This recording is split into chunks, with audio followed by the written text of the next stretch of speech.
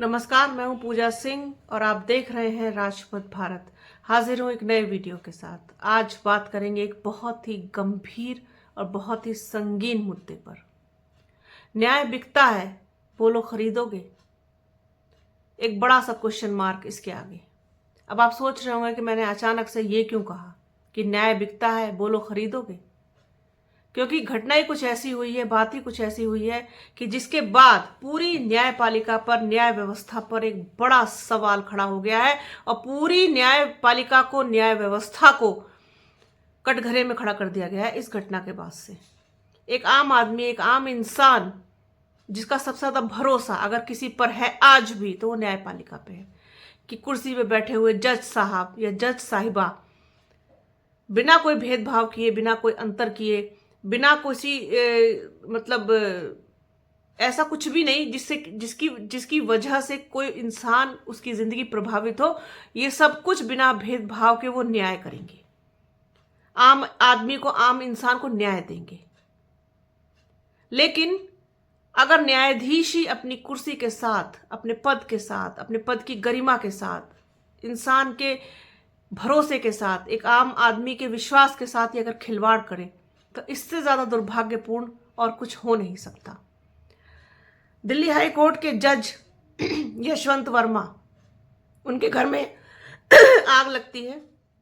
जब fire brigade आग बुझाने आती है तो देखती है कि कमरे में कैश ही कैश है, नकदी से भरा हुआ कमरा, पैसों से भरा हुआ कमरा। जज साहब घर में मौजूद नहीं थे। ये सब कुछ उनके पीछे से हुआ।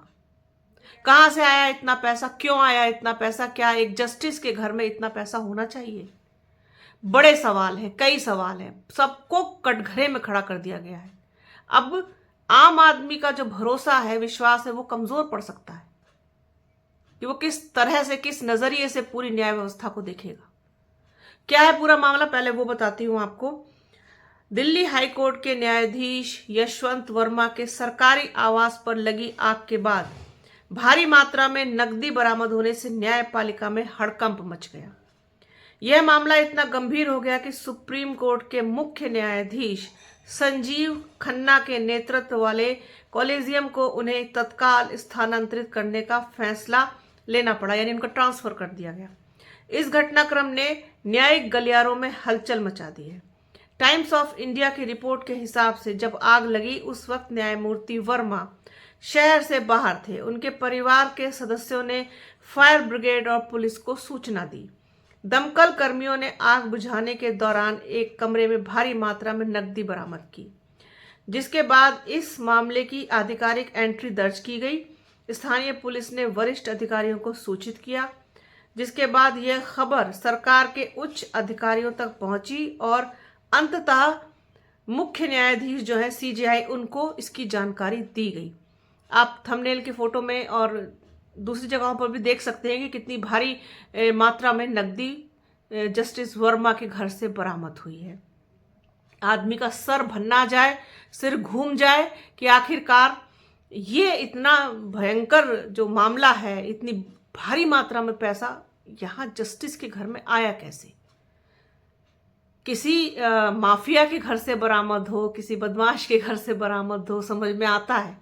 लेकिन न्याय के मंदिर में जो लोग बैठ करके न्याय करते हैं, उनके घर से इतना पैसा मिलना, ये पूरी न्याय व्यवस्था पर बड़ा सवाल है। सूचना मिलते ही सीजेआई संजीव खन्ना ने तुरंत सुप्रीम कोर्ट कॉलेजियम की बैठक बुलाई। कॉलेजियम ने सर्वसम्मति से न्यायमूर्ति वर्मा को दिल्ली हाई कोर्ट से उनके मूल हाई कोर्ट इलाहाबाद ट्रांसफर करने का निर्णय लिया। न्यायमूर्ति वर्मा को अक्टूबर 2021 में इलाहाबाद से दिल्ली हाई कोर्ट में भेजा गया था।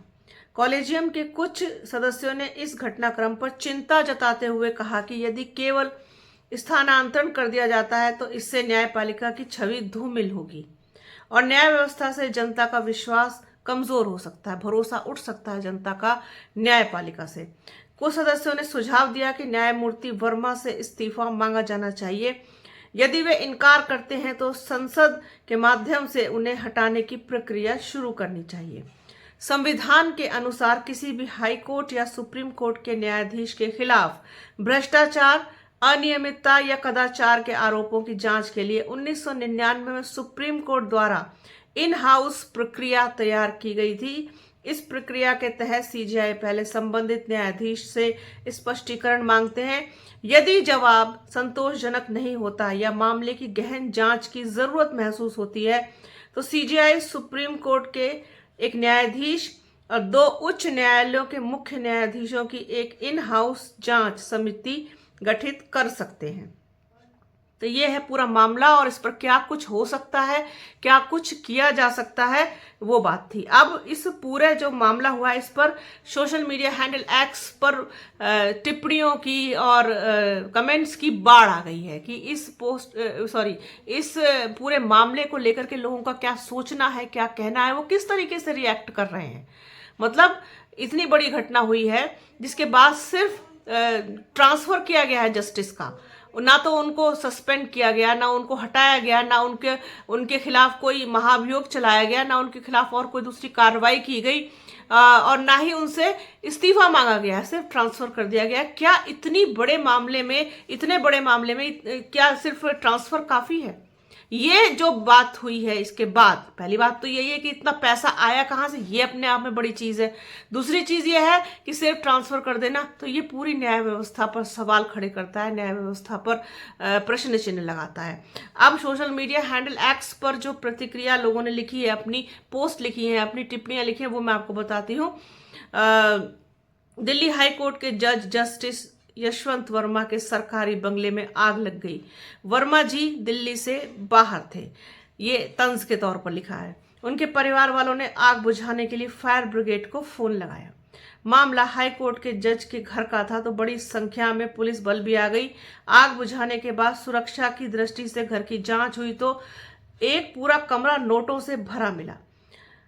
सुप्रीम कोर्ट की कॉलेजियम ने जस्टिस यशवंत वर्मा को वापस इलाहाबाद हाई कोर्ट भेजने का फरमान सुना दिया। पैसा खाकर न जाने इन जज ने कितने गलत फैसले दिए होंगे।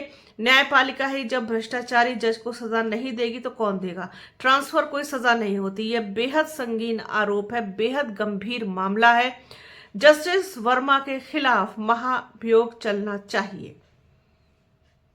अब इस पर देखिए प्रतिक्रिया भी बता रही हूं मैं आपको। किसी ने कमेंट किया है, एक जज के घर से नोटों से भरा कमरा मिलना न्यायपालिका की साख पर गहरा धक्का है। ट्रांसफर कोई सजा नहीं बल्कि भ्रष्टाचार पर पर्दा डालने जैसा है। ऐसे मामलों में महाभियोग चलाकर कठोर कार्रवाई होनी चाहिए ताकि जनता का न्याय व्यवस्था पर विश्वास बना रहे। मैंने आपको वीडियो के शुरू में क्या कहा, यही कहा कि जनता अगर किसी पर सबसे ज्यादा भरोसा करती है, विश्वास करती है तो वो है हमारे देश की न्यायपालिका, न्याय व्यवस्था। अगर उससे ही भरोसा लोगों का उठ गया तो लोग कहाँ जाकर के इंसाफ मांगेंगे, कहाँ जाकर इंसाफ की गुहार लगाएंगे।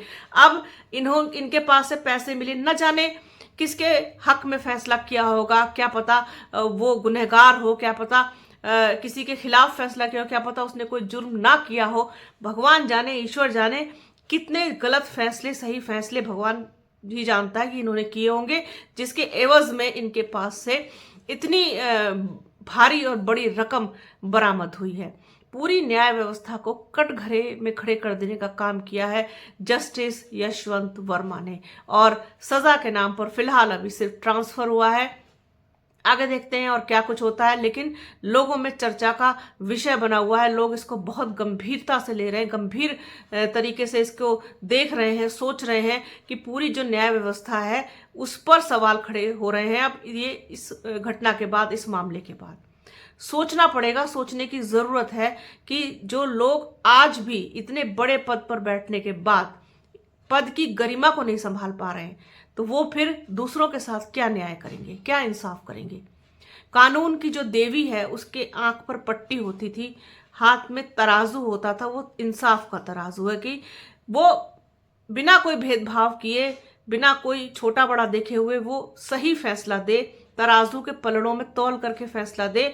और पट्टी इसीलिए होती थी कि वो बिना देखे, मतलब उसके सामने ये ना हो कि कौन है कौन नहीं है, वो कोई अंतर उसमें ना कर पाए, उसके लिए सब बराबर, इसीलिए अंधा कानून कहा जाता था। वो उसी तरीके से वो न्याय करती थी, किसी के साथ भी गलत ना हो, किसी के साथ भी भेदभाव ना हो। उसकी आंखों की भी पट्टी खोल दी गई। अब तो वो सब कुछ देख सकती है, उसके बावजूद अगर वो देख सकती है फिर न्याय क्यों नहीं ठीक से कर पा रही है? अगर ठीक से न्याय कर पा रही है, सब कुछ हो रहा है, तो फिर ये उदाहरण कैसे आया सामने? नोटों से भरा हुआ कमरा, एक जस्टिस के घर से मिलना, एक न्यायाधीश के घर से मिलना। आप सोचिए, दिल्ली हाई कोर्ट कोई छोटी मोटी जगह नहीं है। कितने लोगों के केसेस चलते हैं, कितने लोगों की उम्मीदें बंधी हुई हैं, कितने लोगों के जो है हर चीज, सपने जुड़े हुए हैं। एक झटका, एक करंट जैसा है। कितने लोगों के साथ गलत हुआ होगा, कितने लोगों के साथ नाइंसाफी हुई होगी। तो बड़ी घटना हुई है। न्यायपालिका के गलियारों से लेकर के सत्ता के गलियारों तक इस खबर ने पूरी तरीके से आग लगाती है, तहलका मचा दिया है, हड़कंप मचा दिया है। तो इस पर बात करना, इस पर चर्चा करना बेहद जरूरी था, क्योंकि बहुत गंभीर विषय है। तो सोचा अपने दर्शकों के साथ इस पर बात की जाए। तो बने रहिए हमारे चैनल के साथ। हमारे चैनल को लाइक कीजिए, शेयर कीजिए, सब्सक्राइब कीजिए, बेल आइकन घंटी जैसी आकृति जरूर दबाइएगा। वीडियो को प्लीज पूरा देखिएगा, ज्यादा से ज्यादा शेयर कीजिएगा। अपना और अपनों का बहुत ख्याल रखिए। जल्द मिलूंगी आपसे एक नए वीडियो में, एक नए मुद्दे के साथ, एक नई चर्चा में। तब तक के लिए जय हिंद।